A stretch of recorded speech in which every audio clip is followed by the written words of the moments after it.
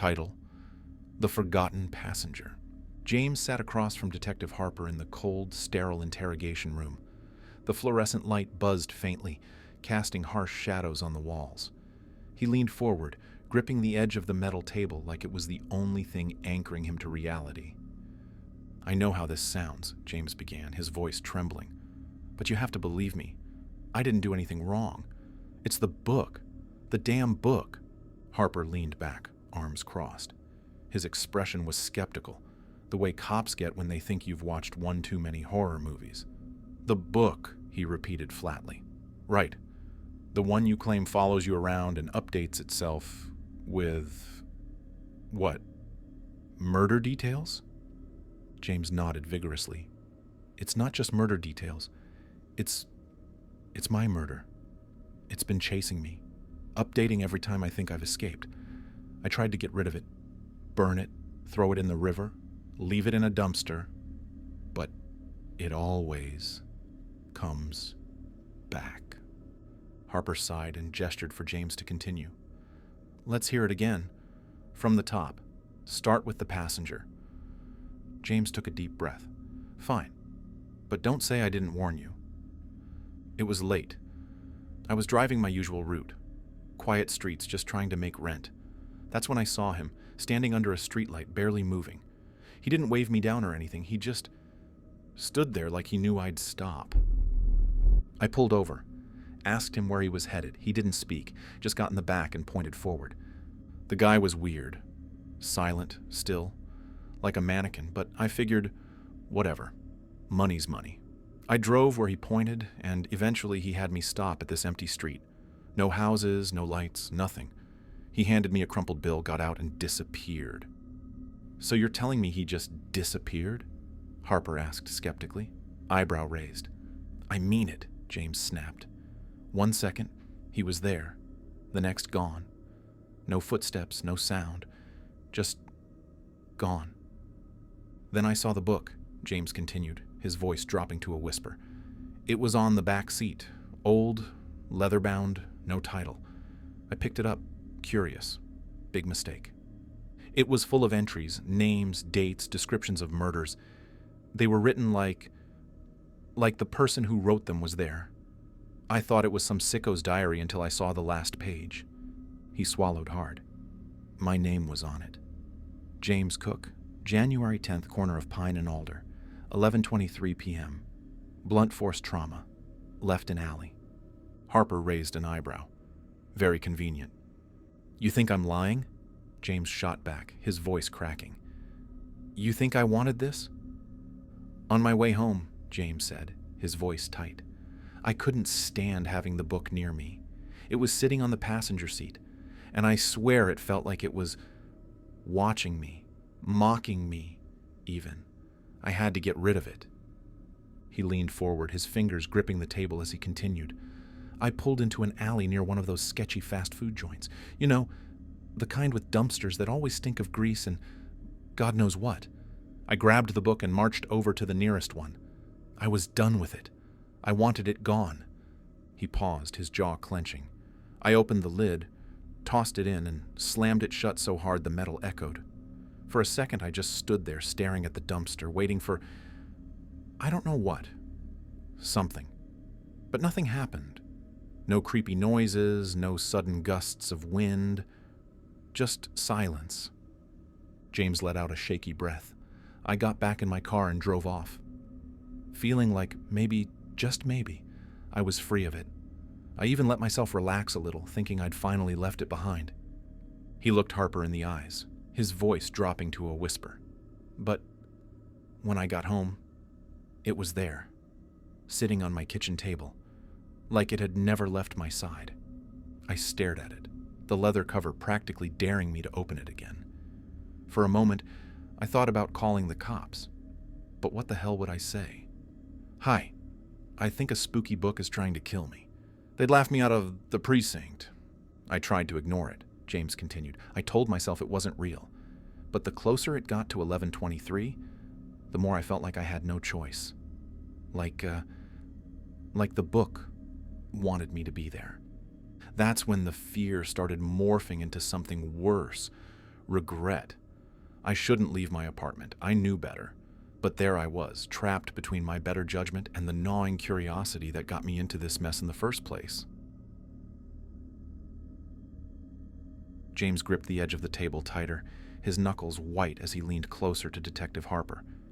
I know how this sounds, but you've got to believe me. I confronted him. The passenger. Harper arched an eyebrow, leaning back in his chair. Oh, this should be good.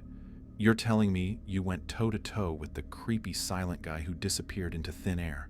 And let me guess, he gave you some cryptic prophecy while the wind howled ominously. James's jaw tightened, but he pressed on. I wasn't going to let him keep haunting me. So I went back to Pine and Alder, just like the book said. And there he was, standing under that damn streetlight again. Same coat, same hat, same lifeless stare. Harper smirked. So, he's not much for wardrobe variety. Got it. Then what? Did he just mime at you again? No, James snapped, his voice trembling. He spoke.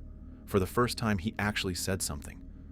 Oh, I'm sure it was poetic, Harper said dryly, crossing his arms. Let me guess. Your fate is sealed. Or some other horror movie cliché. James's eyes burned with frustration. He said, It's not me you should fear, James. It's what's already written. Harper paused, the smirk fading slightly. Okay, I'll admit, that's a bit unsettling. So, what did you do? Ask for his autograph? James shot Harper a glare. No, I lost it. I yelled at him, demanded answers, but he just stood there staring at me like I was a joke. And then I threw the damn book at him. You threw the book, Harper repeated, his voice dripping with sarcasm. Oh no, not the book. How'd he ever survive that devastating attack? I didn't know what else to do, James barked. I threw it with everything I had, hoping, praying it would do something. It hit him in the chest and just fell. He didn't even flinch. He just stood there, staring at me. Harper shook his head, letting out a low whistle. And then what? Did he disappear again? Or did the book sprout legs and chase you home? The streetlight went out, James said, his voice dropping to a whisper. I couldn't see him anymore, but I could feel him, right there, in the darkness, watching me. And then I heard it. Harper raised an eyebrow. Heard what? Laughter, James said, his voice trembling. Low, hollow laughter, like it was echoing in my head. I didn't wait to find out what he'd do next. I ran like hell, straight home. And let me guess, Harper said, rubbing his temples. The book was there waiting for you, back on your coffee table, like a loyal dog. James nodded, his face pale. Exactly. Same leather cover, same pages, except now it had updated again. It always updates. Harper sighed and leaned back in his chair. You realize how insane this all sounds, right? A haunted passenger, a homicidal book, and now it's giving you your own personal death schedule? You've been watching too many late-night horror flicks. James's hands trembled on the table. I know how it sounds, but it's the truth. And if you don't take me seriously, you're next. The book said so. Harper snorted, shaking his head. Yeah, well, I'll keep an eye out for creepy hitchhikers and leather-bound murder diaries. In the meantime, maybe you should consider therapy. James leaned back, his hands trembling. I thought I was safe, but when I got to my apartment, the book was sitting on my coffee table. Same leather cover, same entries, except now the date had changed. Harper frowned. Changed how exactly? It updated, James whispered. The entry with my name now said, January 11th, 12:47 p.m. Gresham PD interrogation room. Throat slit. Left in chair. Harper checked his watch. 12:45. The room went cold. Harper opened his mouth to say something, but the lights flickered and dimmed. Do you see now? James hissed, his voice rising. It's real. It's coming. Harper stood, shaking his head. That's enough. This is ridiculous. The room plunged into darkness. When the lights came back on, Harper froze. The passenger stood in the corner of the room. Same coat, same hat. but now his head tilted slightly as if he was smiling beneath the shadows. The passenger's voice cut through the silence, low and hollow. You can't run from what's already written. Your story ends here, James. What the hell? Harper reached for his gun, but before he could draw it, the lights flickered again. A sickening, wet sound filled the room. When the light steadied, Harper was alone. James's chair was empty, but blood pooled beneath it, dripping steadily onto the floor. On the table sat the book, wide open to a new page. Harper's name was written in bold, neat handwriting. January 12th, Detective Harper, Gresham PD Office, 8:15 p.m. The clock on the wall ticked closer to 8:15,